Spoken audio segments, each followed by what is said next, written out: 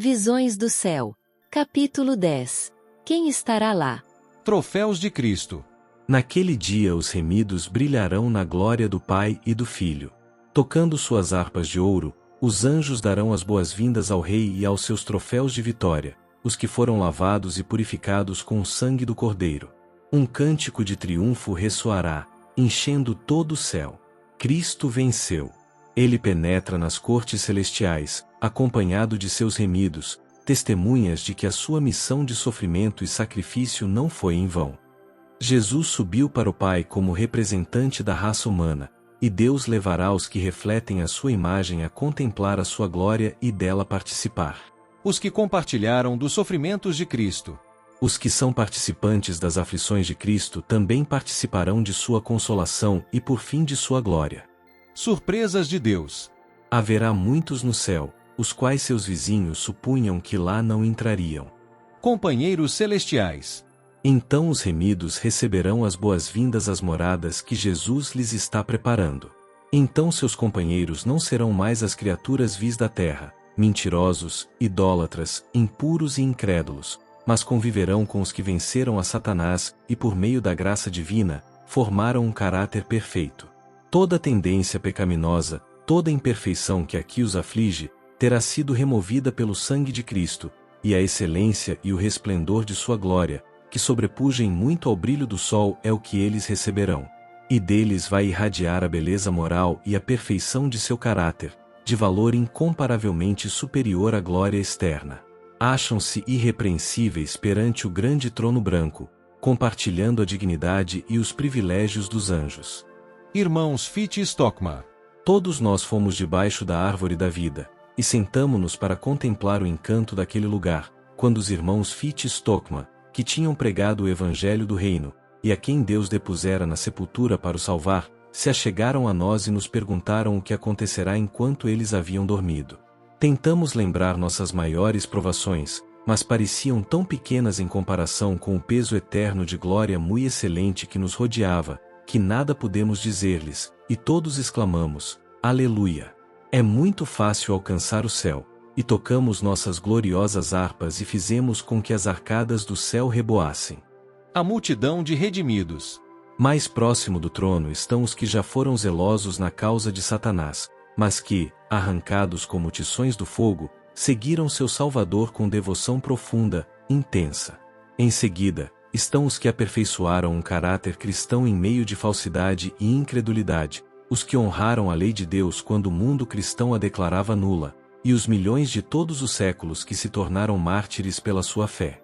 E além está a multidão, a qual ninguém podia contar, de todas as nações, e tribos, e povos, e línguas, que estavam diante do trono e perante o Cordeiro, trajando vestidos brancos e com palmas nas suas mãos.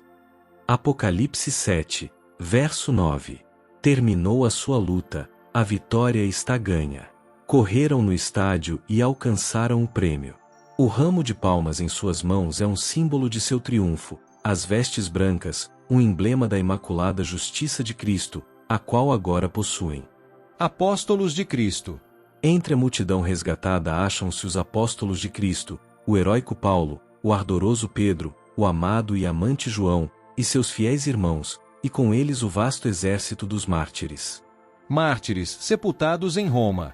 Nestes retiros subterrâneos às catacumbas em Roma, os seguidores de Cristo sepultavam os seus mortos, e ali também, quando suspeitos e proscritos, encontravam lar. Quando o doador da vida despertar os que lutaram o bom combate, muitos que foram mártires por amor de Cristo sairão dessas sombrias cavernas. Fiéis seguidores. Com indizível amor Jesus dá as boas-vindas a seus fiéis, para o gozo do teu Senhor. O gozo do Salvador consiste em ver, no reino de glória, as pessoas que foram salvas por sua agonia e humilhação. E os remidos serão participantes de sua alegria, vendo eles, entre os bem-aventurados, os que foram ganhos para Cristo por meio de suas orações, trabalhos e sacrifícios de amor. Reunindo-se eles em redor do grande trono branco, indizível júbilo lhes encherá o coração ao contemplarem os que ganharam para Cristo, e verem que um ganhou a outros, e estes ainda a outros, todos trazidos para o porto de descanso. para ali deporem sua coroa aos pés de Jesus e louvá-lo pelos séculos intérminos da eternidade. Anjos, santos e nosso Salvador. Os anjos ali estarão, bem como os santos ressurgidos e os mártires, e o melhor de tudo, o que nos causará a maior alegria, é que ali também estará nosso querido Salvador, que sofreu e morreu para que pudéssemos ter essa felicidade e liberdade. Sua gloriosa face brilhará mais que o sol, e iluminará a bela cidade, refletindo glória em todo o redor. As crianças. Lá estarão as crianças. Nunca terão lutas nem discórdias. Seu amor será ardente e santo. Também terão na cabeça uma coroa de ouro, e uma harpa nas mãos, e seus rostinhos, que aqui vemos, tantas vezes atribulados e perturbados, irradiarão santa alegria, expressão de sua perfeita liberdade e felicidade. Uma carta de consolo. Prezado irmão, quase não sei o que lhe dizer. A notícia do falecimento de sua esposa me deixou perplexa. Quase não o pude acreditar, e ainda agora dificilmente acredito. Deus, na noite do sábado passado, deu-me uma visão que escreverei. Vi que ela estava selada, e a voz de Deus ressurgiria e se ergueria sobre a terra, e estaria com os 144.000. Vi que não precisamos chorar sobre ela repousaria durante o tempo da angústia, e tudo que pudéssemos lamentar seria nossa perda de ficar privados de sua companhia. Vi que seu falecimento redundaria em bem. Os que se aproximam de Deus com fé. Deus com justiça condena todo que não torne Cristo seu Salvador pessoal, mas perdoa toda pessoa que dele se aproxima, com fé, e a habilita a fazer as obras de Deus, e pela fé, estar ligada a Cristo. Desses diz Jesus: eu neles, e tu em mim, para que eles sejam perfeitos em unidade, e esta unidade traz a perfeição de caráter, e para que o mundo conheça que tu me enviaste a mim, e que os tens amado a eles como me tens amado a mim.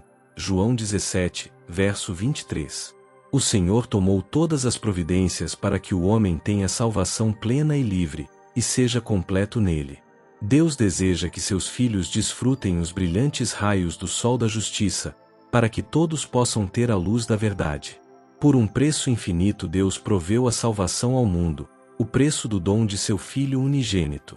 O apóstolo pergunta: aquele que nem mesmo a seu próprio Filho poupou, antes o entregou por todos nós, como nos não dará também com ele todas as coisas? Romanos 8, verso 32. Portanto, se não formos salvos, a culpa não estará com Deus, mas conosco, porque deixamos de cooperar com os agentes divinos. Nossa vontade não coincidiu com a vontade de Deus. Olhando para Jesus. Quem procura alcançar o céu por suas próprias obras, guardando a lei, tenta uma impossibilidade. Não pode o homem salvar-se sem a obediência, mas suas obras não devem provir de si mesmo. Cristo deve operar nele o querer e o efetuar, segundo sua boa vontade. Se o homem pudesse salvar-se por suas obras, teria ele algo em si mesmo, pelo qual se alegrar. O esforço que o homem faz pelas próprias forças para obter a salvação é representado pela oferta de Caim. Tudo que o homem pode fazer sem Cristo é poluído pelo egoísmo e pecado, mas aquilo que é operado pela fé é aceitável a Deus. Quando procuramos alcançar o céu pelos méritos de Cristo, há progresso espiritual. Olhando para Jesus, autor e consumador de nossa fé, podemos prosseguir de força em força, de vitória em vitória, pois por meio de Cristo a graça de Deus operou nossa salvação completa. Sem fé é impossível agradar a Deus. A fé viva habilita seu possuidor a apoiar-se nos méritos de Cristo, habilita-o a tirar grande conforto e contentamento do plano da salvação. Apegando-se a Jesus. Nosso Salvador é a escada que Jacó viu, cuja base repousava na terra, e cujo topo alcançava os mais altos céus. Isso indica o designado meio de salvação. Se algum de nós salvar-se afinal, será apegando-se a Jesus como aos degraus de uma escada. Obedecer com simplicidade infantil. Deus põe seu amor no povo eleito que vive entre os homens. Esses são o povo a quem Cristo redimiu a preço do próprio sangue, e como eles correspondem à atração de Cristo mediante a soberana misericórdia de Deus, são eleitos para ser salvos como seus filhos obedientes. Manifesta-se neles a abundante graça de Deus, o amor com que os amara. Todo aquele que se humilhar como uma criancinha, que receber a palavra de Deus e a ela obedecer com a simplicidade de uma criança, achar-se-á entre os eleitos de Deus. Os 144.000. Estávamos a caminho do Monte Sião. No trajeto, encontramos uma multidão que também contemplava as belezas do lugar. Notei a cor vermelha na borda de suas vestes, o brilho das coroas e a alvura puríssima dos vestidos. Quando saudamos, perguntei a Jesus quem eram eles. Disse que eram mártires que por ele haviam sido mortos. Com eles estava uma inumerável multidão de crianças que tinham também uma orla vermelha em suas vestes. O Monte Sião estava exatamente diante de nós, e sobre o monte um belo templo, em cujo redor havia 7 outras montanhas, sobre as quais cresciam rosas e lírios. E vi as crianças subirem, ou, se o preferiam, fazer uso de suas pequenas asas e voar ao cimo das montanhas e apanhar flores que nunca murcharão. Para embelezar o lugar, havia em redor do templo todas as espécies de árvores, o bucho, o pinheiro, o cipreste, a oliveira, a murta, a românzera e a figueira, curvada ao peso de seus figos maduros, embelezavam aquele local. E quando estávamos para entrar no santo templo, Jesus levantou sua bela voz e disse: somente os 144.000 entram neste lugar, e nós exclamamos: Aleluia! Esse templo era apoiado por 7 colunas, todas de ouro transparente, engastadas de pérolas belíssimas. As maravilhosas coisas que ali vi, não as posso descrever. Oh! Se me fosse dado falar a língua de Canaã, poderia então contar um pouco das glórias do mundo melhor. Vi lá mesas de pedra, em que estavam gravados com letras de ouro os nomes dos 144.000. A promessa de Deus a Ellen White. O Senhor me proporcionou uma vista de outros mundos. Foram-me dadas asas, e um anjo me acompanhou desde a cidade até um lugar brilhante e glorioso. Pedi ao meu anjo assistente que me deixasse ficar ali. Não podia suportar o pensamento de voltar a este mundo tenebroso. Disse então o anjo: deves voltar e, se fores fiel, juntamente com os 144.000 terás o privilégio de visitar todos os mundos e ver a obra das mãos de Deus. Abel receberá a imortalidade. Em sua segunda vinda, todos os preciosos mortos, desde Abel até o último dos santos que morreram, serão ressuscitados para a vida gloriosa e imortal. A possessão eterna de Abraão. O plano da redenção foi-lhe desvendado, tanto em relação à morte de Cristo, o grande sacrifício, como a sua vinda em glória. Abraão viu também a terra restabelecida à sua beleza edênica, para lhe ser dada em possessão eterna, como o cumprimento final e completo da promessa. Os vencedores receberão a coroa. Que nenhum homem se orgulhe de ser bem-sucedido, a menos que preserve a integridade de sua consciência, dedicando-se integralmente à verdade e a Deus. Deveríamos mover-nos firmemente para diante, nunca perdendo o ânimo ou a esperança na boa obra, quaisquer que sejam as aflições que venham bloquear nosso caminho, qualquer que seja a escuridão moral a envolver-nos. Paciência, fé e amor pelo dever, são lições que precisamos aprender. Subjugar o eu e olhar para Jesus é uma obra diária. O Senhor nunca abandonará a pessoa que nele confia e busca seu auxílio. A coroa da vida será colocada apenas sobre a fronte do vencedor. Enquanto a vida durar, todos devem realizar uma obra zelosa e solene para Deus. Enquanto o poder de Satanás aumenta e seus enganos são multiplicados, habilidade, aptidão e inteligente estratégia deveriam ser exercidas por aqueles que estão à testa do rebanho de Deus. Cada um de nós não tem apenas uma obra a fazer por si mesmo, mas temos também o dever de estimular outros a obterem a vida eterna. Quem deseja ser santo no céu precisa ser primeiro santo na terra. Os traços de caráter cultivados na vida não serão modificados pela morte ou pela ressurreição. Sairemos da sepultura com a mesma disposição que manifestamos em nosso lar e na sociedade. Jesus não altera o caráter em sua vinda. A obra de transformação tem de ser efetuada agora. Nossa vida diária está determinando o nosso destino. Precisamos arrepender-nos dos defeitos de caráter, vencê-los pela graça de Cristo e formar um caráter simétrico neste período de prova, a fim de que sejamos habilitados para as mansões lá do alto. O propósito original de Deus na criação da terra se cumpre, quando ela é feita a eterna morada dos remidos. Os justos herdarão a terra e habitarão nela para sempre. Salmos 37, verso 29. Então com ele fruiremos todas as glórias do mundo vindouro através dos intermináveis séculos da eternidade.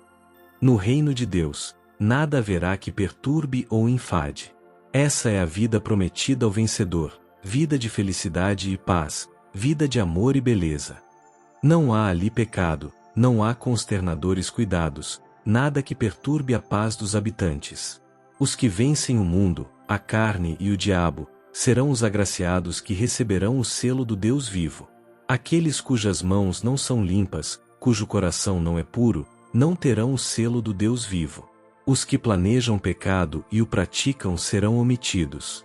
Somente os que, em sua atitude diante de Deus, desempenham a parte dos que se arrependem e confessam os pecados no grande dia antitípico da expiação serão reconhecidos e assinalados como dignos da proteção de Deus.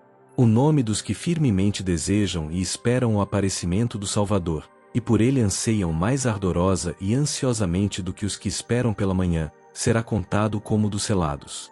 Aqueles que, embora tendo toda a luz da verdade a brilhar em sua vida, e devendo ter obras correspondentes à sua profissão de fé, ainda assim são atraídos pelo pecado, construindo ídolos em seu coração, corrompendo sua alma diante de Deus, e contaminando aqueles que com eles se unem no pecado, terão seu nome apagado do livro da vida, e serão deixados nas trevas da meia-noite, sem óleo nos vasos nem nas lâmpadas. Mas para vós que temeis o meu nome nascerá o sol da justiça e salvação trará debaixo das suas asas. Malaquias 4, verso 2. Há diante de nós um céu, uma coroa de vida a ganhar. Mas somente ao vencedor é dada a recompensa. O que obtém o céu precisa estar revestido das vestes da justiça. E qualquer que nele tem esta esperança purifica-se a si mesmo, como também ele é puro. 1 João 3, verso 3. No caráter de Cristo não havia desarmonia de espécie alguma. E o mesmo pode acontecer conosco. Nossa vida pode ser regida pelos princípios que governaram a sua vida. Os fiéis serão exaltados e honrados. As glórias que aguardam um fiel vencedor estão além de qualquer descrição. O Senhor honrará grandemente e exaltará seus fiéis. Eles crescerão como cedro, e sua compreensão certamente aumentará. E a cada passo de avanço no conhecimento sua expectativa se revelará bem aquém da realidade.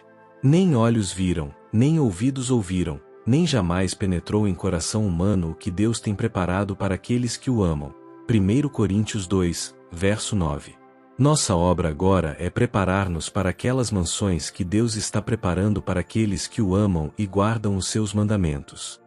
O Senhor Jesus ampliará toda a mente e coração para o recebimento do Espírito Santo. De volta ao redil. Quando romper realmente sobre nós a tempestade da perseguição, as ovelhas fiéis ouvirão a voz do pastor verdadeiro. Serão feitos abnegados esforços para salvar os perdidos, e muitos dos que se extraviaram do redil voltarão a seguir o grande pastor. Seu irmão muito amado.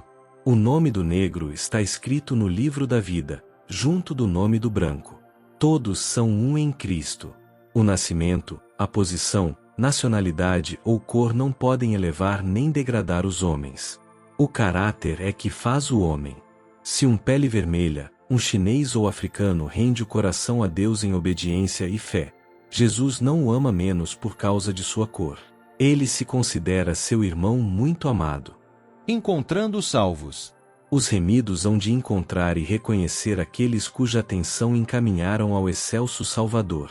Que alegres conversas hão de eles ter com essas pessoas. Eu era pecador, dirá alguém, sem Deus e sem esperança no mundo, e você se aproximou de mim, e atraiu minha atenção para o precioso Salvador, como minha única esperança. Outros dirão, eu era pagão, em terras pagãs. Você deixou seu lar confortável e veio me ajudar a encontrar Jesus, e a crer nele como o único Deus verdadeiro. Destruí meus ídolos e adorei a Deus, e agora vejo-o face a face. Estou salvo, eternamente salvo, para ver perpetuamente aquele a quem amo. Ganhadores de almas. Todo mordomo fiel dos bens que lhe foram confiados entrará no gozo do seu Senhor. Que é esse gozo? Digo-vos que assim haverá alegria no céu por um pecador que se arrepende. Lucas 15, verso 7. Haverá um bendito louvor, uma santa bênção aos fiéis ganhadores de almas. Unir-se-ão aos que se regozijam no céu, que aclamam e festejam a colheita. O céu no coração.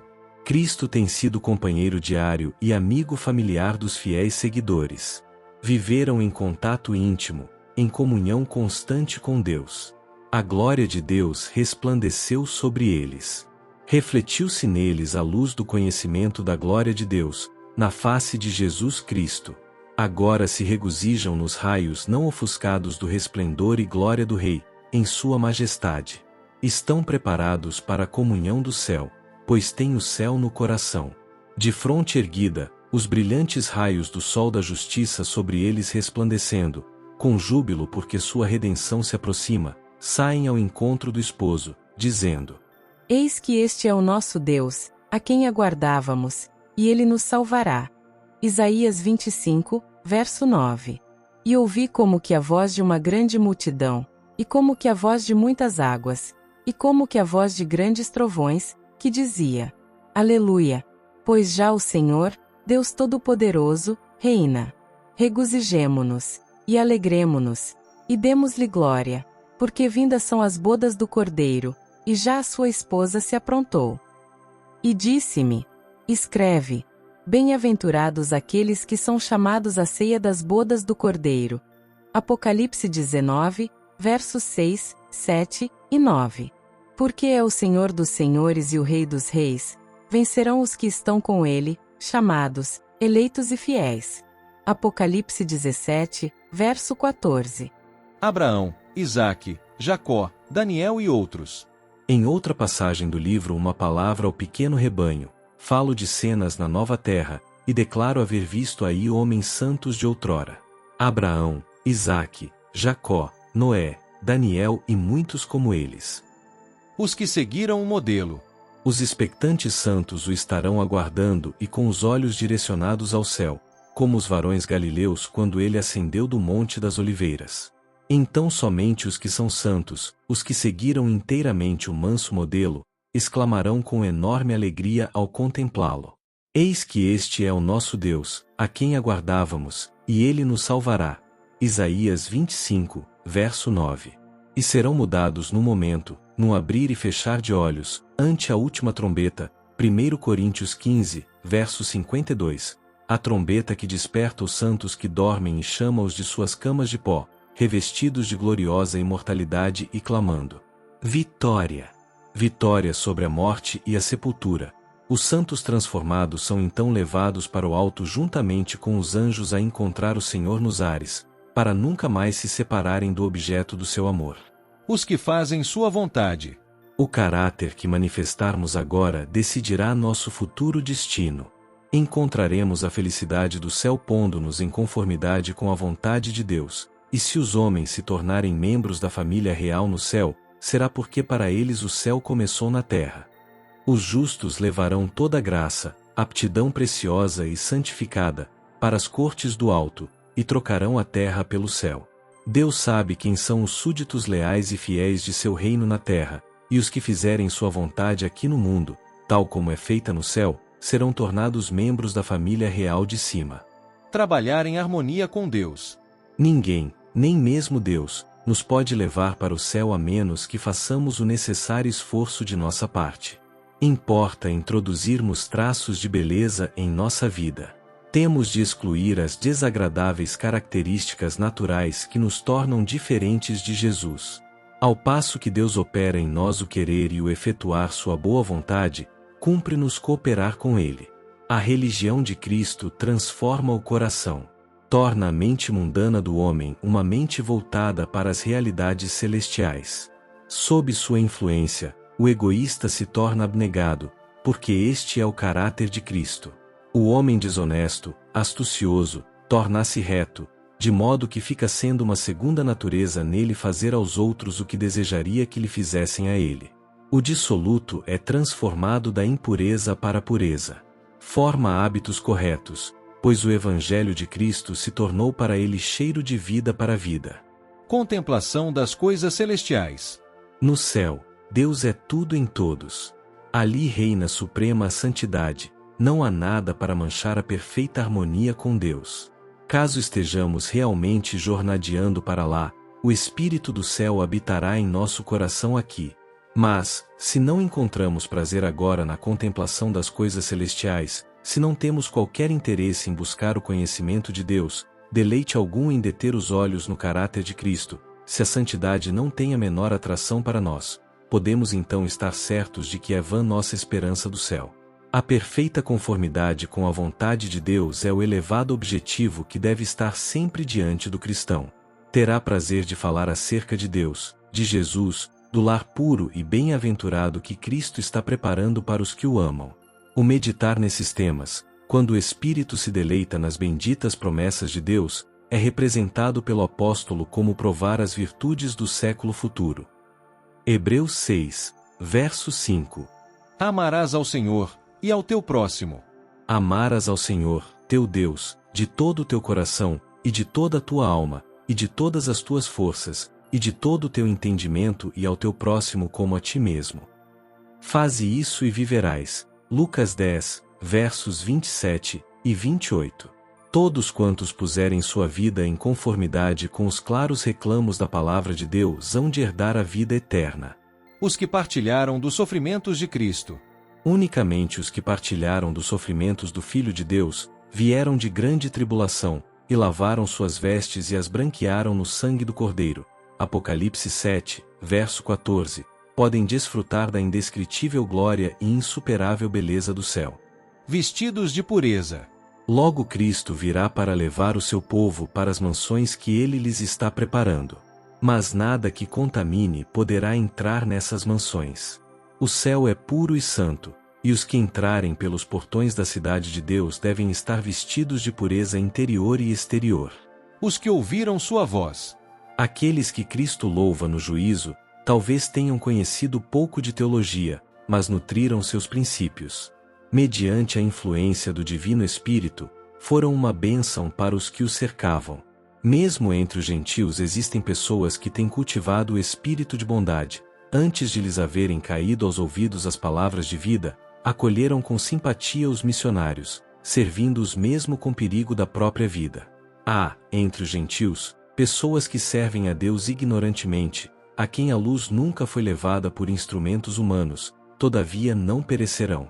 Conquanto ignorantes da lei escrita de Deus, ouviram sua voz a falar-lhes por meio da natureza, e fizeram aquilo que a lei requeria. Suas obras testificam que o Espírito Santo lhes tocou o coração, e são reconhecidos como filhos de Deus. Quão surpresos e jubilosos ficarão os humildes dentre as nações, e dentre os pagãos, de ouvir dos lábios do Salvador. Quando fizestes a um destes meus pequeninos irmãos, a mim o fizestes. Mateus 25, verso 40. Quão alegre ficará o coração do infinito amor quando seus seguidores erguerem para ele o olhar, em surpresa e regozijo ante suas palavras de aprovação. Mas o amor de Cristo não se restringe a uma classe. Ele se identifica com todo filho da raça humana. Para fazermos parte da família celestial, tornou-se membro da família humana. É o filho do homem, e assim um irmão de todo filho e filha de Adão. Seus seguidores não se devem sentir separados do mundo que perece em seu redor. São uma parte da grande teia da humanidade, e o céu os considera irmãos dos pecadores da mesma maneira que dos santos. Os caídos, os errantes e os pecadores são todos envolvidos pelo amor de Cristo, e toda boa ação praticada para erguer uma alma caída, todo ato de misericórdia, é aceito como feito a Ele próprio,